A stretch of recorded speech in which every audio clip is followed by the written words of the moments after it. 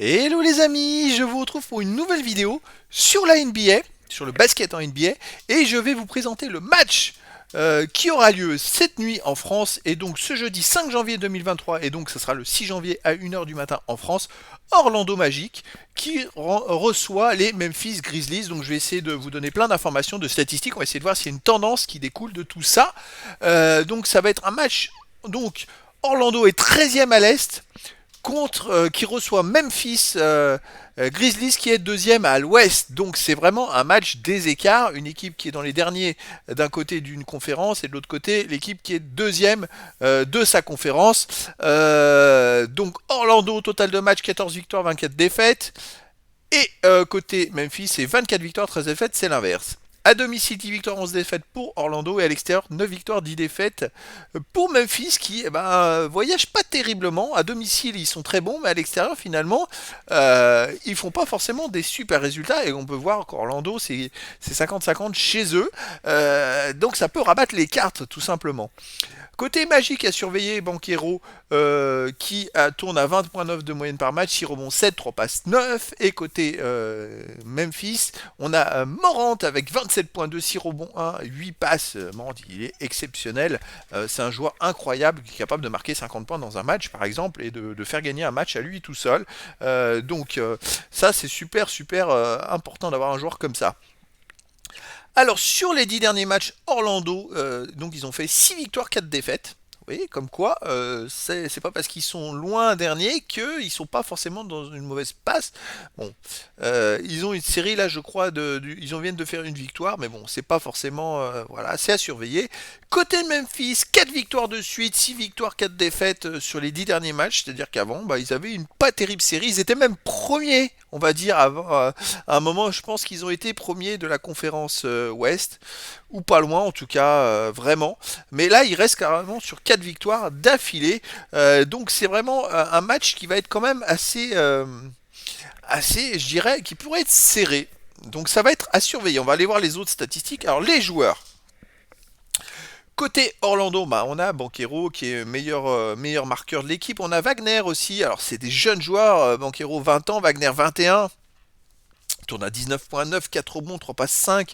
On a Carter Junior qui a 23 ans qui tourne à 15.8, 8 rebonds 6, 3 passes. Et on a quand même 9 joueurs qui tournent à au moins 10 points par match. C'est une équipe très collective et surtout qui est très très très très jeune. Donc c'est vrai que c'est une équipe qui a du potentiel. C'est quand même une équipe très intéressante. Côté Memphis, donc on a 27.1 pour Morant, hein, mais on a aussi Desmond Ban qui tourne à 21.6. Hein, 21.6. Alors il a joué avec 18 matchs. Il va jouer ou pas, c'est la question.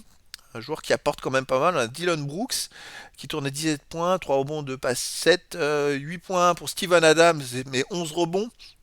Bon, il a de l'expérience, hein. Jared Jackson à 15.9, 6 rebonds 2. Il y a quand même des joueurs intéressants, mais c'est vrai que la méga star, je dirais, de cette franchise, c'est quand même Ja Morant qui a 23 ans et qui est assez exceptionnel.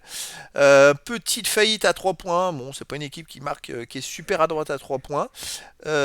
Pareil, on va dire pour Orlando. Ils ont quand même Gary Harris qui tourne à 45% à 3 points, ce qui est énorme. Mais bon, il a joué que 10 matchs cette année. Alors, est-ce qu'il va jouer ou pas? Ça va être à surveiller. On va aller voir les stats sur 36 minutes. Effectivement, là, on a quand même beaucoup de joueurs côté Orlando qui auraient des bonnes statistiques avec même 10 rebonds pour Mo Bamba.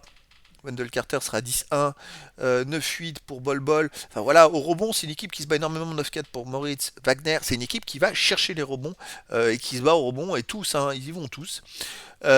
Côté Memphis, on aurait 30 points de moyenne pour Ja Morant. Il sera encore plus fort dans les stats, c'est incroyable.